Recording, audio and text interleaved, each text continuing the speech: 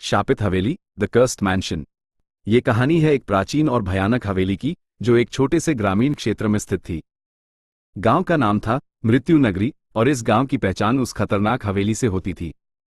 इस हवेली का निर्माण सैकड़ों साल पहले एक अत्यंत धनी जमींदार राजेश ठाकुर ने किया था।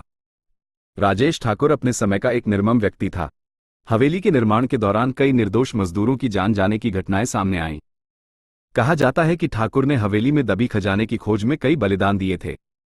इन घटनाओं के बाद हवेली में अजीब और डरावनी घटनाएं घटित होने लगी, और धीरे धीरे वो दोबारा कभी न खुलने वाली जगह बन गई।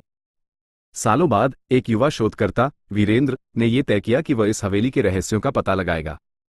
वीरेंद्र का मानना था कि इन घटनाओं के पीछे कुछ न कुछ सच्चाई जरूर है। उसके साथ उसकी 4 दोस्त आर्यन, सीमा, रोहित और नेहा भी जाने के लिए तैयार हो गए। एक दिन सभी मित्र पूरी तैयारी के साथ हवेली की ओर निकल पड़े। हवेली पहुंचते ही उनकी आंखों के सामने एक विचित्र दृश्य था। टूटे फूटे दरवाजे, खिड़कियों पर जाले, बड़ी बड़ी दीवारें और चारों तरफ सन्नाटा। हवेली के दरवाजे पर पहुंचकर वीरेंद्र ने अपनी मशाल जलाई और सब अंदर की ओर बढ़ गए। जैसे ही उन्होंने हवेली में कदम रखा, चारों ओर सन्नाटा बढ़ गया और हल्की हल्की ठंडी हवा चलने लगी। उन्होंने हवेली के विभिन्न हिस्सों की जांच शुरू कर दी। हर कक्ष में अजीब और डरावनी चीजें थीं, टूटे हुए फर्नीचर, जमीन पर खून के धब्बे और दीवारों पर अजीब से निशान। जांच करते करते वे हवेली के एक बड़े हॉल में पहुंच गए, जहां एक राजसी सिंहासन पड़ा था। सिंहासन देखकर उन्हें महसूस हुआ कि यहां कुछ रहस्यमय है। जैसे ही उन्होंने सिंहासन को छुआ, पूरा कक्ष अंधेरे में डूब गया और हवा में ठंडक बढ़ गई।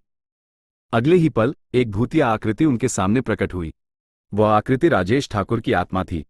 आत्मा ने क्रोधित आवाज में कहा, इस हवेली में तुम्हारा स्वागत है, लेकिन जो भी मेरे रहस्यों को जानने का प्रयास करेगा, उसे मुझसे सामना करना होगा। वीरेंद्र और उसके दोस्त डर गए, लेकिन उन्होंने साहस दिखाया। वीरेंद्र ने आत्मा से पूछा, हम यहां सच जानने आए हैं। तुम्हें किसी विशेष कारण से शापित किया गया है। हम कैसे मदद कर सकते हैं? आत्मा ने बताया, मुझे मेरे कुकर्मों की सजा मिली है। मैंने कई निर्दोषों की बलि दी थी। अगर तुम मेरे हाथों मारे गए निर्दोषों की आत्माओं को शांति दिला सकते हो, तो मैं भी इस शाप से मुक्त हो सकता हूं। वीरेंद्र और उसके दोस्तों ने आत्मा की बात मानी और ठान लिया कि वे निर्दोषों की आत्माओं को शांति दिलाने के लिए कुछ भी करेंगे। उन्होंने हवेली के तहखानों की ओर कदम बढ़ाए, जहां कहा जाता था कि उन निर्दोषों की आत्माएं बंद थीं। तहखाने में प्रवेश करते ही एक भारी दरवाजा उनके सामने आया, जिसे खोलने के लिए उन्हें ऊपरी मंजिल से चाबी लानी पड़ी। ऊपरी मंजिल पर पहुंचते ही उन्होंने एक पुराने संदूक में वो चाबी पाई। चाबी लेकर वे तहखाने में वापस आए और दरवाजा खोला। जैसे ही दरवाजा खुला, उनके सामने भयानक दृश्य प्रकट हुआ। तहखाने के अंदर खून के धब्बों से सनी दीवारें, भूमि और जगह जगह हवेली के निर्माण के दौरान मारे गए मजदूरों की आत्माएं घूम रही थीं। आत्माएं बहुत दुखी थीं और उनके चेहरों पर दर्द झलक रहा था। वीरेंद्र ने आत्माओं से बात की और उन्हें शांति दिलाने का आश्वासन दिया। वीरेंद्र और उसके दोस्तों ने आसपास के मंदिर से पवित्र जल और मंत्र लेकर आत्माओं की शांति के लिए पूजा की। पूजा के बाद आत्माओं के चेहरे पर शांति झलकने लगी और वे धीरे धीरे अदृश्य हो गईं। आत्माओं की शांति प्राप्त करने के बाद राजेश ठाकुर की आत्मा फिर से प्रकट हुई और कहा, तुम्हारे इस नेक काम से मुझे भी शांति मिली है। मेरी आत्मा अब मुक्त हो रही है। राजेश ठाकुर की आत्मा ने वीरेंद्र और उसके दोस्तों को धन्यवाद कहा और हमेशा के लिए अदृश्य हो गई।